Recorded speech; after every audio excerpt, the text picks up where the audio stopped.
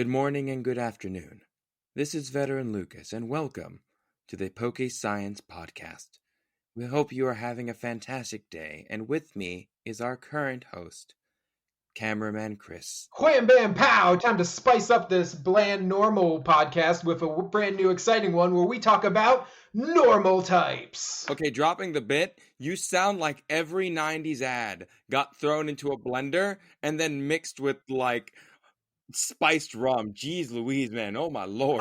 I am a child of the 90s, so I am speaking my own language here. Sir, this is a Pokemon podcast. 90% of us are children from the 90s. And then we get the occasional preteens who enjoy our show with the prairie dog stuff. That was my favorite review we've gotten, with just talk about more prairie dog stuff. But we have a far-reaching audience, and the prairie dog fans are definitely wanting more content. Yes. So this episode, we actually were reading through the iTunes list of reviews, and someone said, do one on normal types. And I was like, we can't do one on normal. Wait a minute. Yes, we can. Yes, we can. So I was like, this will give us a chance to talk about ones that we would never talk about because they're really hard to find common themes other than the fact that they're normal types. Exactly. It's the perfect dumping ground for things we don't want to talk about. Let's do it. Cue the music.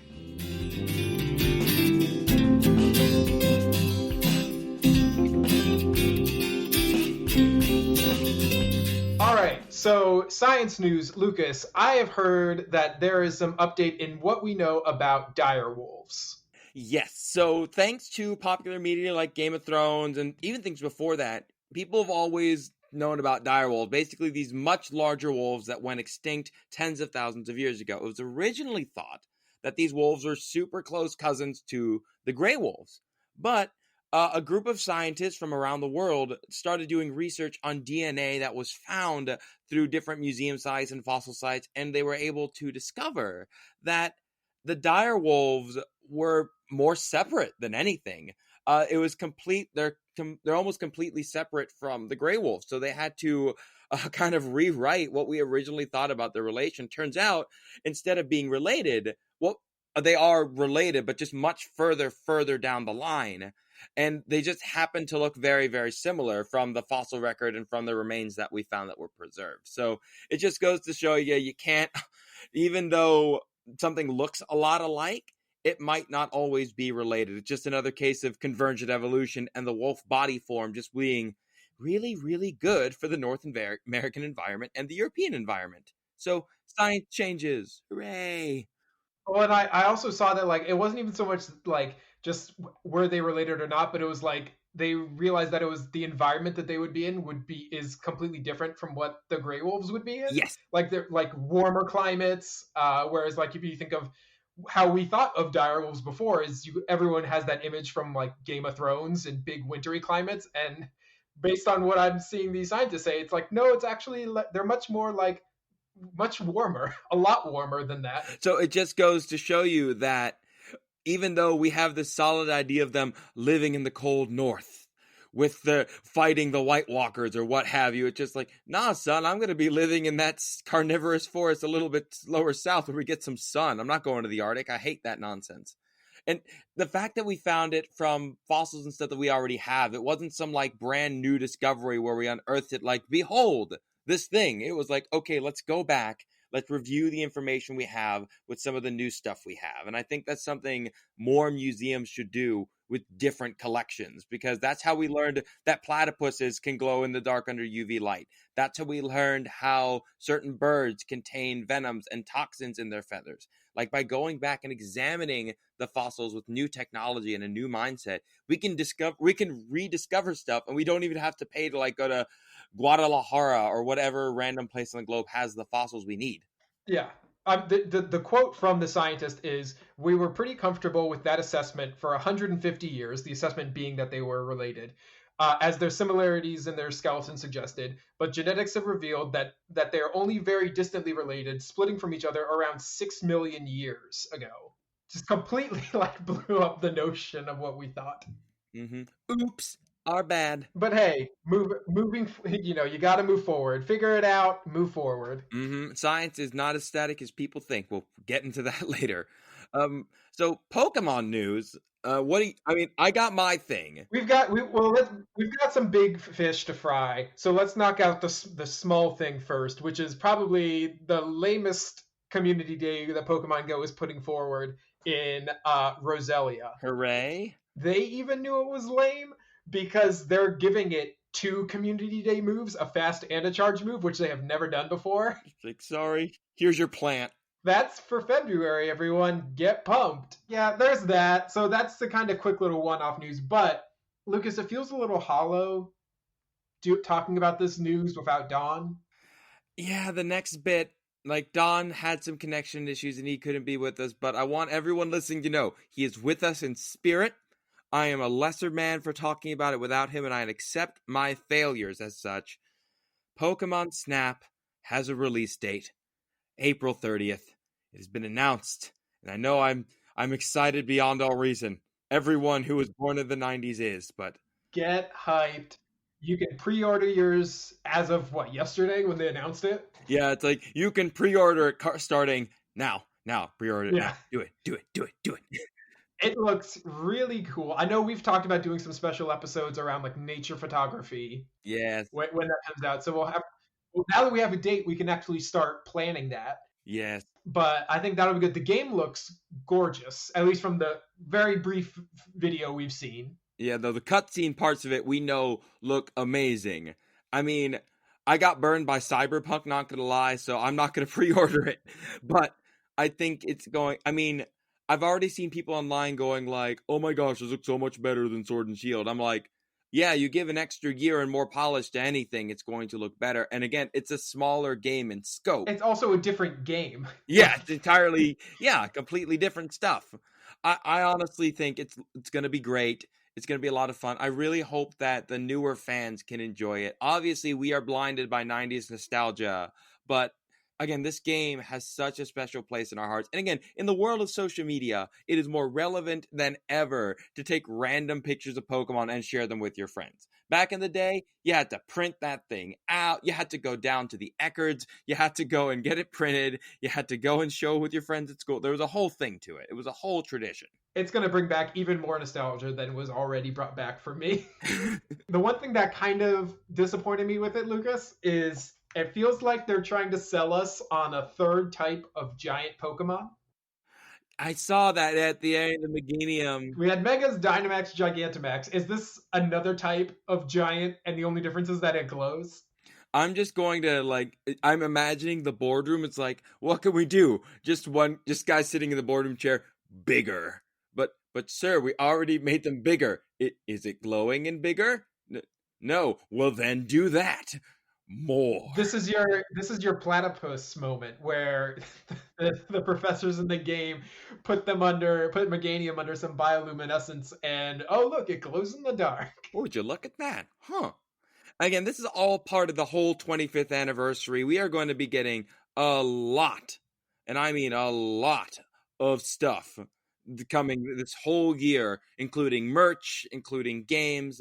I mean, there are certain rumors, let's not talk about them until they're confirmed, about certain games coming out. But it's going to be a wild year for Pokemon. And to wrap up the news, speaking of wild stuff, apparently they're going to be doing a lot of musical collaborations. And you saw who they picked, one of the artists that's helping out, right?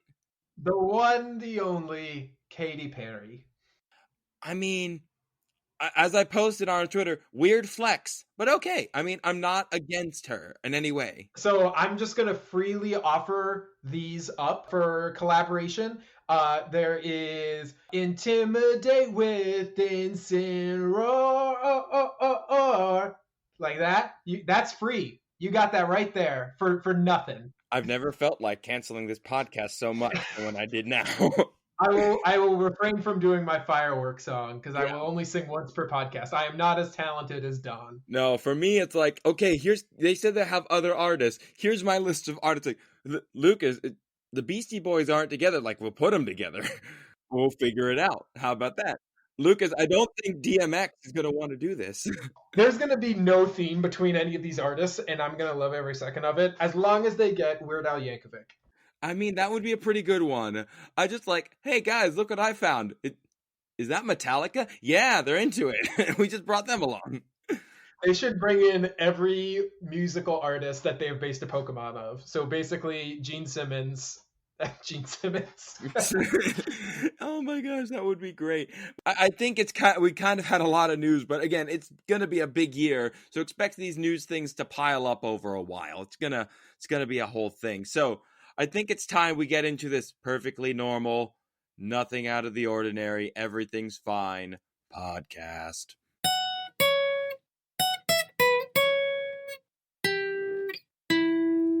Okay, so before we dive into the subject matter, Lucas, we seem to have a recurring. It has to happen twice for it to be a pattern. Yes, I think that's how the expression goes. Yes. But so we have officially circled my first appearance on the podcast when you all added me into the mix. Yes, fun times were had. Lots of apples. It's been a crazy year for a lot of reasons. But I think in keeping with that tradition, we are here to welcome a new host onto the show. Are we not? Yes, she is awesome. She is talented, and she has been a big part of our lives. Oh gosh, get back behind the stage. Get behind the curtain. Stop laughing. You're ruining the illusion. Why did you ruin the bit? Lucas, we are very excited to welcome Madison to the show. Are we not? Yes, Principal Madison, come on out here. Tell the people who you are and what you do. Hi, it's nice to be here. Do you know why they call me Principal Madison? Tell the people. I don't know. Because I'm here to school you boys. Oh. Uh-oh. No. Hi, thank you for having me. So I'm an educator, and I notice you guys need someone who has social sciences background.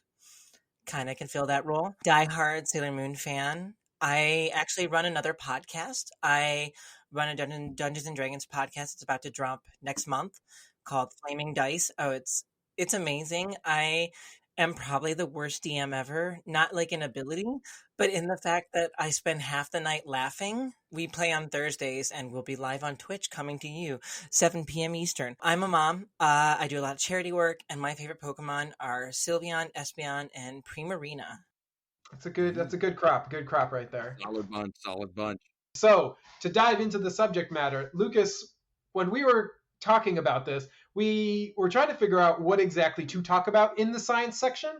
And so I guess the general question is, what would a normal type be in our world? So in our world, it really does depend on what you look at it. Again, normal types in the game were like built as the baseline. It's the only type that isn't super effective against anything else. It's the second most common type. It's a strange thing to really think of it, because if you think about the typing, it literally covers everything from rats to God. Like it's a strange type. It's all over the place. It's like you can either be a rat or creator of the universe. But if you wanted to say, let's use our world. Let's say, what is the most common living thing on the planet? Like, let's go with normal types. That would be bacteria. Bacteria would be the normal type. Do we have a bacteria Pokemon? Bacteria would be an amazing Pokemon. Is Deoxys bacteria, or is it Deoxys DNA? No, Deoxys is a virus. Like, it's a virus. Yeah, they're different. Yeah. Right. Okay, I couldn't remember what it was. But if you want to scale it back, because all normal types, for the most part, aside from the legendaries, are based on most common animal, then that would be arthropods, so bugs. Specifically with ants, if you lowball ants, like the lowball number for how many ants are on the planet is somewhere around 10 trillion. Well, that's ironic, Lucas, because are there any normal bug types? No, there ain't. The bugs get their own type. There's a bug type, so the most common animal, isn't even in there. Isn't even in the typing. Okay, so what about then like animals with backbones? So, okay, if we use that, then it turns out to be a certain fish called the bristlemouth fish. And this has been something we've noticed as we've been trawling the bottoms deeper and deeper looking for stuff. Every time we put a net down in the bottom of the ocean and we see what we pull up, it's usually some of these, like a whole bunch of them. There are thought to be trillions of them living down in the deep ocean, being part of this thriving ecosystem. These are probably the food source of a lot of different animals. And again, they just keep pulling them up. It's like, oh, what did we find? Did we find some amazing weird creature from beyond the depths? No, we found more of these little freaky fish with long teeth. It's like, dang it, throw them back. I do not like the look of these fish. If you're saying backbone, it's a fish. What about backbone animals that live on land? So on land, chickens. Yeah, that's because we helped them out, but there's one estimate that puts to about 24 billion chickens on the planet. Okay, wait. So I'm not gonna lie though. Anytime someone says chicken, did you ever see the Ali G show? I did not. There's an amazing episode where he goes to a farm and it's one of those like Chinese hairy chickens that have like the hairy legs. And he's like, what the is that? And like just freaks out on the whole farmer. It's like one of the best Ali G moments ever. Okay, but like chickens, I always thought though like normal types were like just like basic mammals. Because I thought like most of them in the games are just kind of like mammals, right? Like rats. Well, no, because flying types are normal too. It's weird. Could there I be a mean, folklore tie like when you think about like the mammals that aren't normal, they have relations to like an actual folklore, right? So like Growlithe and Arcanine, you think of the statue dogs. I can't think of the name right now in China. Could it just be that these are mammals where they didn't have any mythical inspiration? if you wanted the most common mammal, that's humanity. Like humanity has about 7 billion of us. I mean, if you wanted to count all the rats on the planet, we could also give it to the rats. Would you like me to give it to the rats? Well, yeah, because I mean that would fit though if you were like like not so much the most common as in population, but most common as in species variability. Or distribution? Yeah, Oh, yeah. interesting.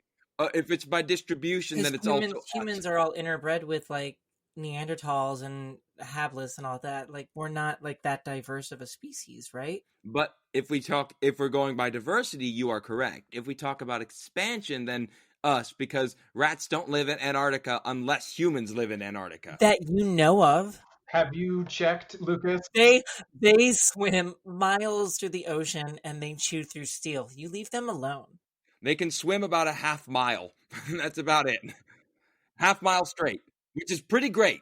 That's pretty good. I can't do that. Okay, wait. So what about the normal types that became fairies? We alluded to this in our news section, but there was great controversy in the Pokemon world, if you will. I think it was what Gen 5. Gen 5 was fairy types. Gen 6. Gen 6. Oh no, yeah, Gen 6, that's when I got my baby Sylveon.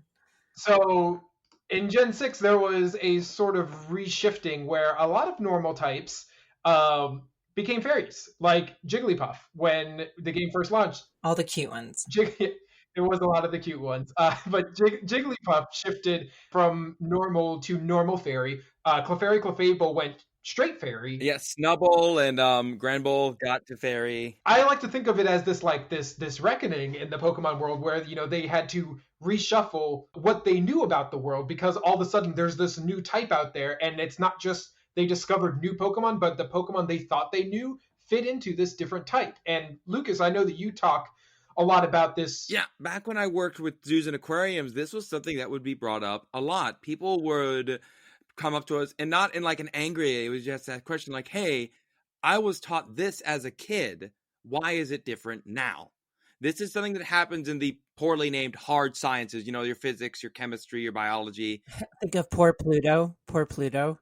Well, yeah, the Pluto thing gets brought up a lot. It's like, well, how come Pluto's not a planet anymore? The Brachiosaurus, Brontosaurus debate. Yes, all of these. And people get like, well, why is this? And it causes, which makes me really sad, this distrust of science. Do you think it's because people have a lack of understanding of like what the scientific method actually is? We aren't taught it as well anymore, or we weren't to begin with. People in our world, especially in this day and age, we demand yes or no answers for everything. There is no room for nuance.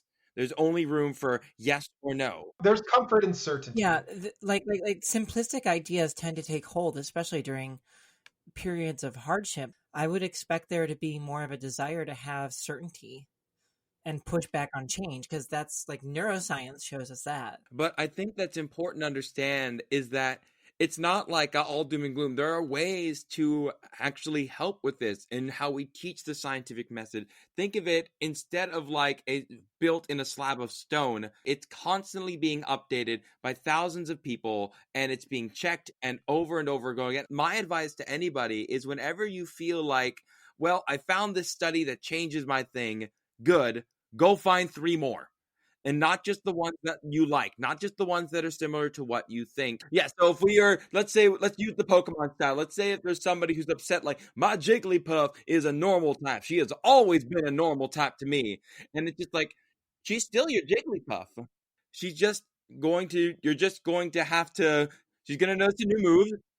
You want to see something cool? Put your Jigglypuff in front of a Dragonite and watch the Dragonite run. I mean, Dragonite's still gonna beat the crap out of a Jigglypuff, but yeah. I mean, that's true, but the fact that the Dragonite is going to wince, can you even imagine, like, a time before 6th generation, if you had gone back in time and told 5th gen Lucas, hey, guess what? That Gardevoir is going to destroy every dragon type it comes across. I'm going to be like, who are you? What do you want? Hey, you take it back. Gardevoir was bomb. But all right, back to our normal types. As we've gone way off topic, I see. We're now into a fairy episode. Yeah, let's just skip it. Let's go back to fairies. Let's steer this. Let's get this back on track. So, Lucas, in summation, science is ever changing, and just because it changed from something that you were certain of, just verify and think critically about the studies you're consuming. Always verify. All right, so let's go on. We're going to talk about normal types. Let's carry straight into the Pokemon. Yeah. Yay. We're starting out with, is it the biggest Pokemon? No, not even close. Not even close. Oh, biggest Gen 1. Nope, still not. Who is biggest Gen 1? Gyarados is bigger. Gyarados is bigger. Heaviest in Gen 1. It is. I thought Golem was heavier. Oh, no. No, it's definitely Snorlax. Oh, no. I just completely ruined this intro. We're talking about Snorlax. Oh, one of my favorites. He's so cute. When you look at him, what do you think of? I think of bears. My Neighbor Totoro. Okay, so we got bears and Totoro. So first off, Totoro. It's not the god of death. I hate that. If I hear that, I want to reach through and slap people. Like, not a thing. It really does relate into Shinto belief. So what Totoro is, like, I know you guys have talked a little bit about that on the show before. Kami, like the larger spirits, sort of like the grandiose world, and then yokai, spirits of individual things, like smaller scale. And that's where the inspiration for Totoro comes from, because like the tree itself would be Kami, but Totoro's in a gray area. But yeah, Miyazaki's inspiration for this film and so many others clearly comes from Shinto. And I think like for Americans, when we try, we all have heard that conspiracy theory, right? Totoro's the god of death, and they all no, you're clearly looking at it from your lens and not the lens of the actual creator or their culture. Because Totoro, the story does fit into Shinto culture, where you're like, oh, maybe this actually is a thing. But yeah, I'm gonna agree with Chris here. There's a lot of people who think it fits to a bear. So here's why. Oh yeah. It hibernates and it gets into a food coma. I mean, that's bear. That's me too. I eat a lot of food and then I go to sleep. Yeah, I mean, not to mention the color design, but it's also similar size to bears. It's about 7 feet tall. So I mean, that's about the size of several species of bears. However, I think of cats. He's lazy. He sleeps all day. He only gets up to eat. Do you have a cat? I do have a cat. My cat does not sleep all day. My cat wakes me up at 3 a.m. by jumping on my bed. Yeah, of course they wake you up at 3 a.m. But what is he doing at 2 p.m? Sitting on my desk because I'm working from home. No, I'm just messing. No, cats sleep a lot, especially in sunny spots. Yeah. So I think of another Miyazaki film. Do you ever heard of Whisper of the Heart? I've heard of it. I've not seen it. Oh, well, don't watch the English dub unless you're with children, because it has a terrible version of John Denver in it. Don't ask. But the follow-up to Whisper of the Heart, The Cat Returns, there is a character that literally, besides the color scheme, just makes you think of Snorlax. The slanted eyes, the ears on top, and just sleeps the entire day. Fat, eats all the time. And I love Mukta, I do. But I don't know, I can see the bear. But I think you guys have said on the show a lot that a lot of times Pokemon don't have just one inspiration. They got multiple. And would I argue that It does steal a lot from Totoro's color scheme. Oh yeah. Oh, it most certainly Hey, can I does. copy your homework real quick? Okay, don't make it obvious. Lucas, I have a sciencey question for you, if you will. Yes, my thing. In the Pokedex, it says that Snorlax doesn't feel full unless it eats nearly 900 pounds a day. Oh God. And I think I saw in another entry that it basically eats till it's full and then goes to sleep. So how many Snorlaxes can exist in one space, knowing how much that they eat? Depends on what their primary consumption is. So if they are consuming leaves, then they would have to be similar. Like, do you understand how much 900 pounds of food is?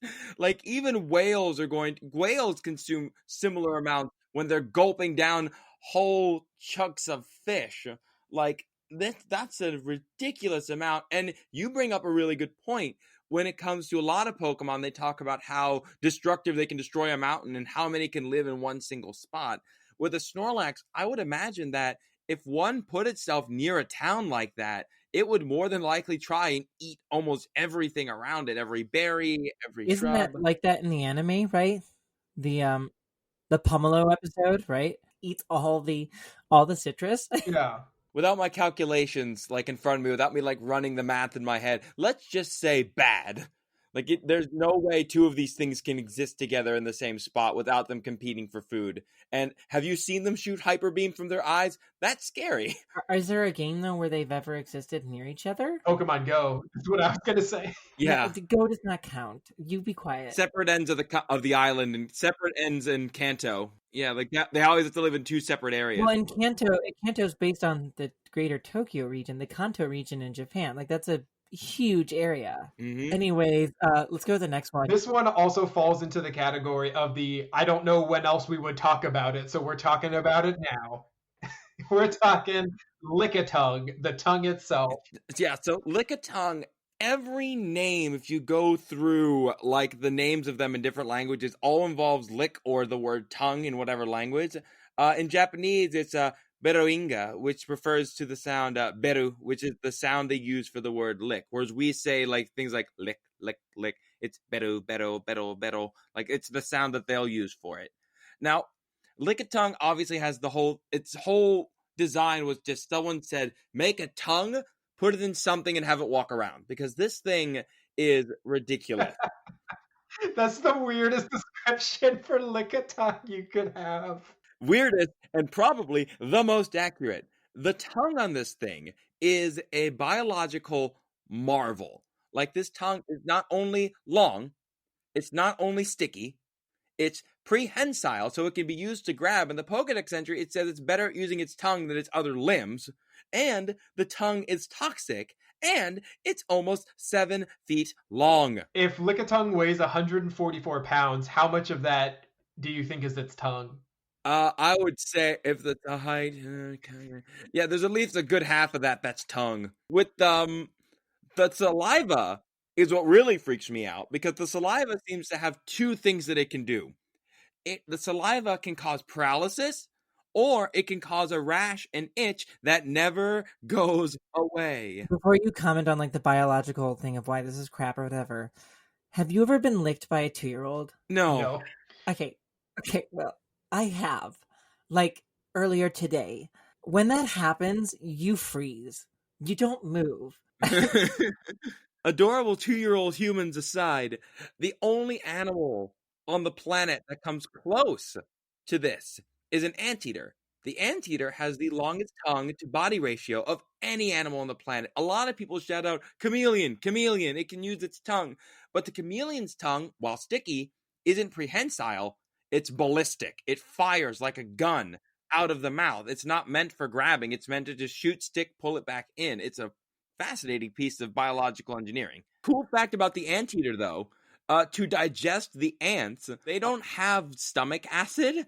So what they'll do is that they'll use the ant's own toxin after grinding it up with rocks in the stomach to dissolve itself. So it's ants dissolving more ants, which is just my favorite anteater fact. That sounds like an ant horror movie. Yeah, like ant dissolve ant. That's like that's the myth the ants tell the little baby ants to like scare them into behaving right. Like, You better be good, otherwise you're gonna be digested with all your friends inside this monster's belly. Oh my lord. As far as the whole paralytic go, again, aside from adorable baby 2-year-olds, there is no paralytic saliva that I know of. So if anyone asks me what Lickitung is, just as long as you don't say chameleon, I'm cool with it. Because again, it's almost whatever it's just something they made to be weird, and it works, and no one uses it in fights, and I'm sad because of it. Anywho, next up, the surprising entrant to the Smash Brothers community back in the 90s. We have Jigglypuff and Wigglytuff.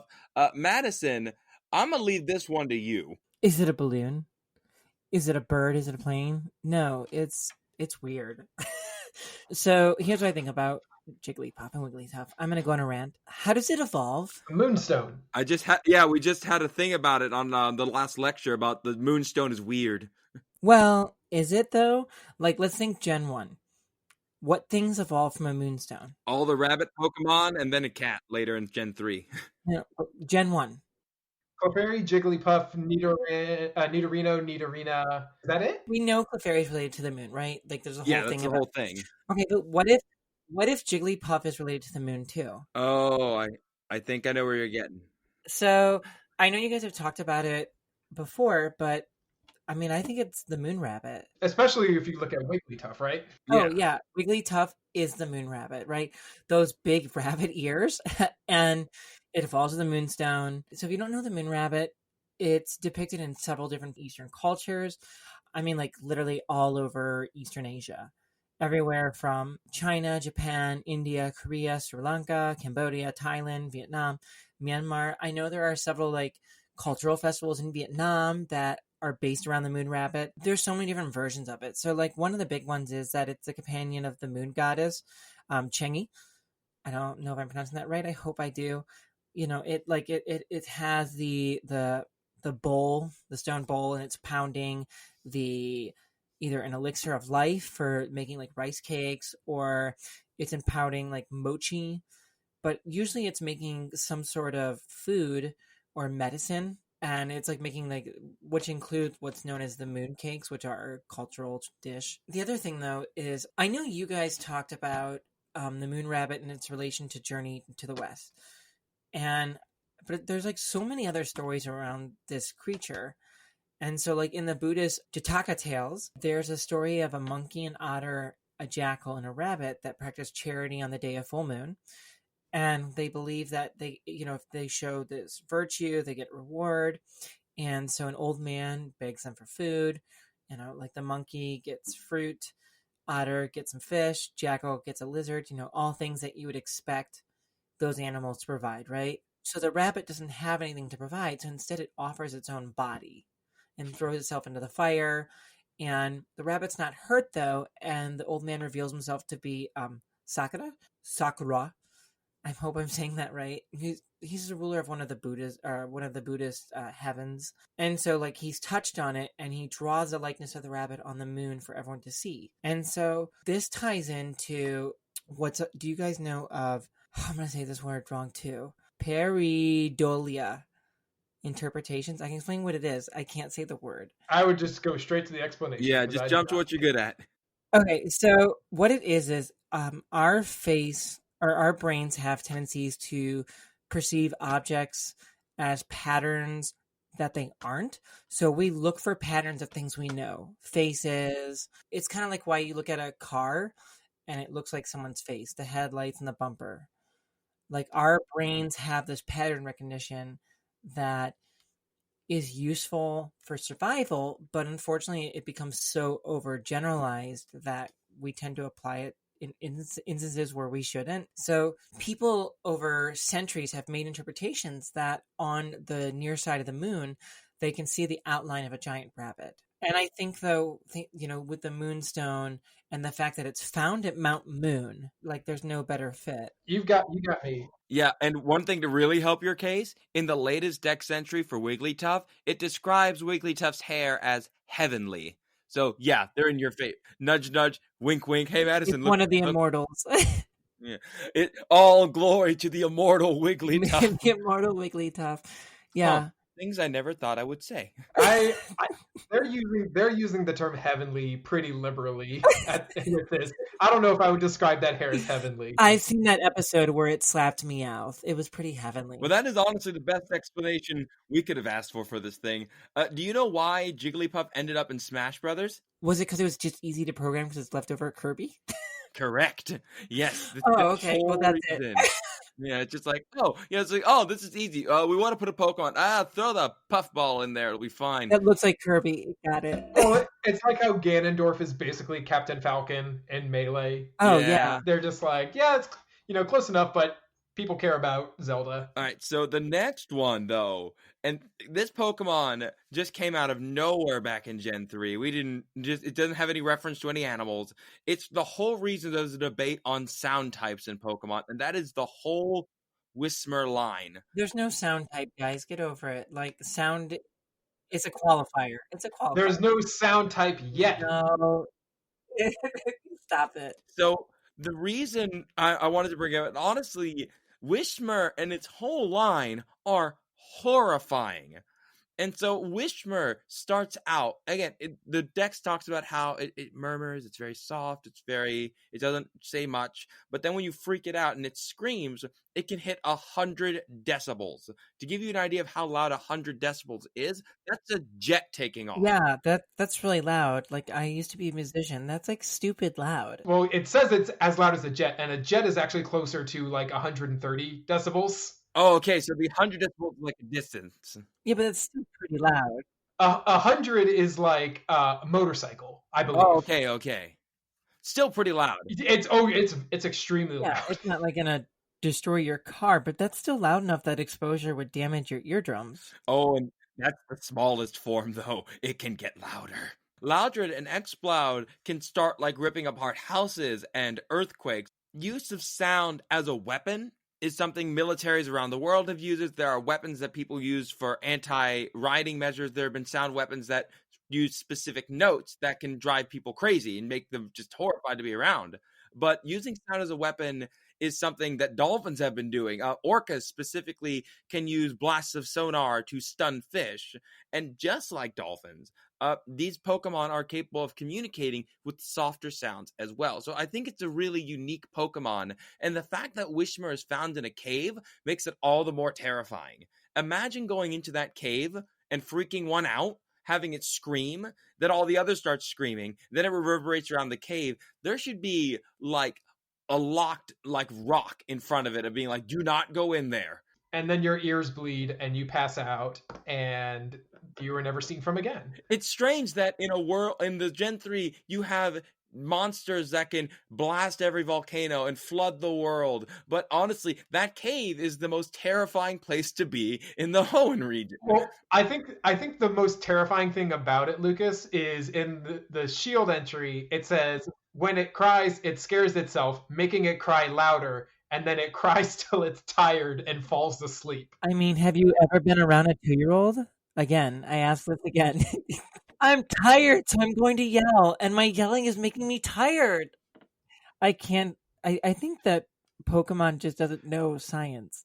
The people who work there. I think they know it, and then I think they know when they're leaning into design over science. Or you think someone is like purposely over there, like, oh yeah, just screw the laws of physics. There's someone like Lucas who's like, you don't understand, this isn't biology, and they're like, yeah, but it's cute. Shut up, Japanese Lucas. Get back to work. Now, Lucas, the last one. Oh, no one loves you. No one loves this thing. Like, this is, Audino. I thought it was Audino, like audio. I've always pronounced it Audino with the, but both of you know sound better than I do. So Audino, we'll go with that. So Ken Sugimori did an interview. The man himself said it, that he made this Pokemon specifically for Nurse Joy. Good, she needed it. Anywho, so again, this doesn't have any basis in real world animals. This doesn't have a basis in it. It's just designed by the Pokemon. But the feelers on its ears can unwrap and it touch things to sense vibrations. From those vibrations, it can determine the health and conditions of patients. And that's something we see in medical science with whenever we're trying to do an ultrasound, we use sound to determine the health of a patient. So that's something that is based in real science. Some compare it to a rabbit, which like it's sensitive with its ears. I honestly would compare it to something closer to a spider. I don't think that's what they were going for. Yeah, it looks like a rabbit. It looks kind of like a rabbit. Sorry. It looks like a rabbit, honestly, but its abilities remind me of a spider. So it's probably got to hunt. It's got to look for food somehow. And wandering spiders are so good at telling vibration, they can tell background noise like rain from a prey. Imagine feeling the ground and being able to tell between the raindrops hitting the ground and a beetle skirting along the sidewalk. Like that's amazing powers that a dino has. And even if a dino is feeding on vegetation, imagine being able to feel the tree and feeling just how many grapes or how many berries are up there for them to feed on. I think a dino's potential is limited by her field in healthcare. She could have been a terrifying force to be reckoned with. It's a healer. It's the perfect healer. That's what it was trying to build for. It was supposed to be the best healer you could have on a doubles team. But again, I mean, Comfey came and then everything was fine. Everything is greater now. God, I love that thing so much. On that note, let's head to the wrap up. Yeah, wrap it up.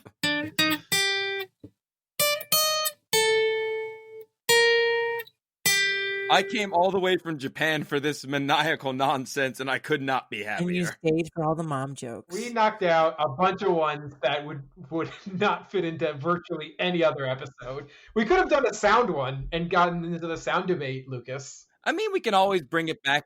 Honestly, Principal Madison, it is so nice to have you on this group. Oh, it's fun. We did desperately need someone who knows about social science, because for me, it is all about nature is cruel and terrifying. Let's learn about it. Anyone who follows you on Facebook knows it's true.